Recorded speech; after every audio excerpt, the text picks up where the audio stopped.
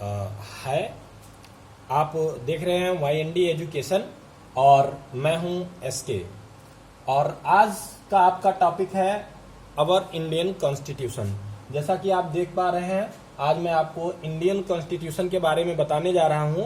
और आज सबसे पहले मैं आपको बताऊंगा कि जो भारतीय संविधान हम जानते हैं कि 1950 में बनकर तैयार हो गया, पूरे भारत में ये इम्प्लीमेंट हो गया और ये सुचारू रूप से काम करने लगा। लेकिन इसके पीछे का हिस्टोरिकल बैकग्राउंड क्या है, कैसे ये हमारा संविधान अस्तित्व में आया, इसके पीछे की घटनाओं के बारे में आज हम जानेंगे। तो आज का जो हमारा टॉपिक है वो है historical background of Indian constitution. ठीक है ना। तो हम सब जानते हैं कि लगभग 1765 तक ईस्ट इंडिया कंपनी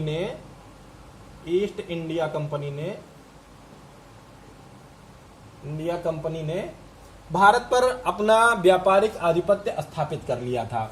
इसके बाद इन्हें लगने लगा कि हमें जो है भारत पर अब राजसत्ता स्थापित करने की भी आवश्यकता है।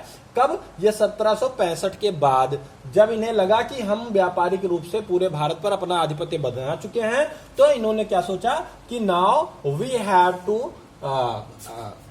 Acquire India as a administrative authority. और इसके तहत इन्होंने 1773 में पहला रेगुलेटिंग एक्ट जो है वो पास किया 1763 में, जिसके तहत इन्हें एडमिनिस्ट्रेशन के कुछ अधिकार मिल गए। उसके बाद इन्होंने क्या किया, चूंकि अब इन अधिकारों में इसमें कुछ परिवर्तन करना था, तो इसके अमेंडमेंट के लिए इन्होंने क्या किया, 1781 में एक दूसरा कानून बनाया जिसे नाम दिया गया अमेंडमेंट एक्ट 1781।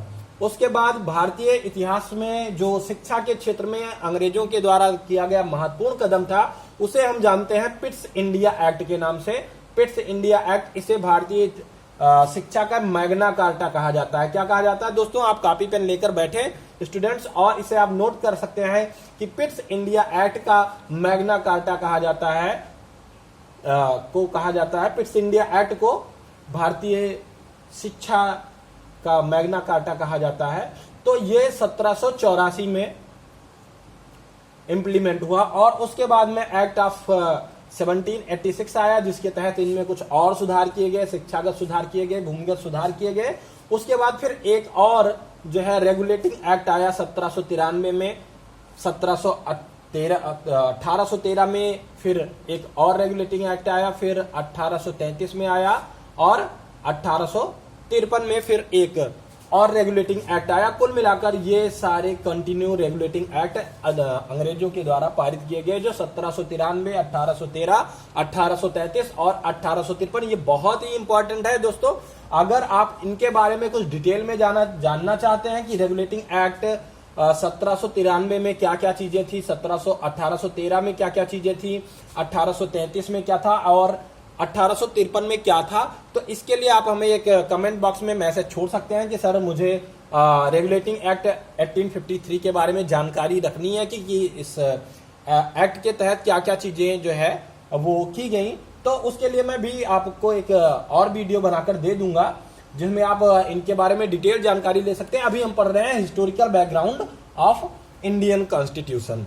उसके बाद हम जानते हैं 1853 के बाद में 1857 में इंडिया में एक बहुत बड़ा रिवॉल्यूशन हुआ, जिसे हम जानते हैं ग्रेट इंडियन रिवॉल्यूशन के नाम से। किस नाम से जानते हैं दोस्तों? ग्रेट इंडियन रिवॉल्यूशन के नाम से जानते हैं। और इस ग्रेट इंडियन रिवॉल्यूशन के बाद में जो भारत पर अधिकार कंपनी का था, इस अधिकार को चेंज करके दे दिया गया। यह अधिकार चला गया ब्रिटिश क्राउन के हाथों में। किसके हाथों में चला गया? ब्रिटिश क्राउन के हाथों में। मतलब कि अभी तक जो काम हो रहा था भारत में, वो अभी तक यहां तक 1853 तक ब्रिटिश ईस्ट इंडिया कंपनी यहां अधिकार क्षेत्र उसका था, वो काम किया करती थी, वो रेगुलेशन अपने बनाती रहती थी। लेकिन 1857 की क्रांति के बाद ये जो राजसत्ता थी वो सौंप दी गई महारानी के हाथों में। और वो ब्रिटिश क्राउन जो सदस्यों का समूह होता था, बोर्ड ऑफ डायरेक्टर, क्या ब्रिटिश क्राउन क्या है? Board of director. तो बोर्ड ऑफ डायरेक्टर्स के हाथों में सौंप दिया गया 1857 की महान क्रांति के बाद, जिसके बाद में ब्रिटिश क्राउन ने एक नया अधिनियम पारित किया जो कहलाया इंडियन गवर्नमेंट एक्ट, भारतीय सरकार अधिनियम। ये पहली बार आया 1858 में। अब ये सत्ता हस्तांतरित हो चुकी थी ब्रिटिश क्राउन के हाथों में। उसके बाद में जो है एक और एक्ट आया जो कंटिन्यू 2 बार आया और इसमें कुछ अमेंडमेंट होते रहे।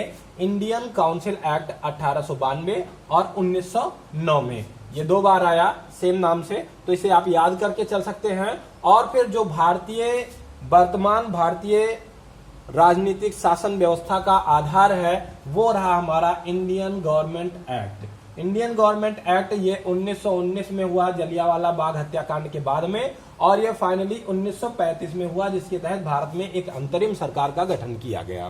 तो अगर इन सब में से किसी रेगुलेटिंग एक्ट के बारे में आपको जानकारी रखनी है, या पिट्स इंडिया एक्ट, जैसे मैंने कहा आपसे कि सबसे इंपॉर्टेंट रोल इसने प्ले किया भारत में अंग्रेजी शिक्षा पद्धति को लाने के संदर्भ में, और उसके बाद में आप जो है इंडियन गवर्नमेंट एक्ट के बारे में जानना चाहते हैं या किसी और एक्ट के बारे में डिटेल में जानना चाहते हैं, तो आप हमारे कमेंट सेक्शन में जाके कमेंट कर सकते हैं कि सर मुझे ये थोड़ा सा और जानकारी इसके बारे में डिटेल में चाहिए, तो वो उस पर भी वीडियो बना के मैं आपको दे सकता हूं। और आज का आपका वीडियो यहीं समाप्त होता है। मैं चाहूंगा कि आप इसे ज्यादा से ज्यादा देखें। अगर कोई चीज आपको थोड़ा सा कंफ्यूजन लग रहा है तो आप कमेंट सेक्शन में जाके कमेंट कर सकते हैं और ये बता सकते हैं कि सर ये प्रॉब्लम आ रही है, तो मैं उसे क्लियर करूंगा। निश्चित रूप से क्लियर किया जाएगा, आपके सारे जो है प्रॉब्लम का सोल्यूशन दिया जाएगा। मैं ये चाहता हूं कि आप इस YND एजुकेशन को जरूर लाइक करें, शेयर करें और सब्सक्राइब करना तो बिल्कुल ही ना भूलें, और सबसे पहले नोटिफिकेशन पाने के लिए, वीडियो देखने के लिए बेल आइकन को दबाना बिल्कुल ना भूलें। जय हिंद, वंदे मातरम।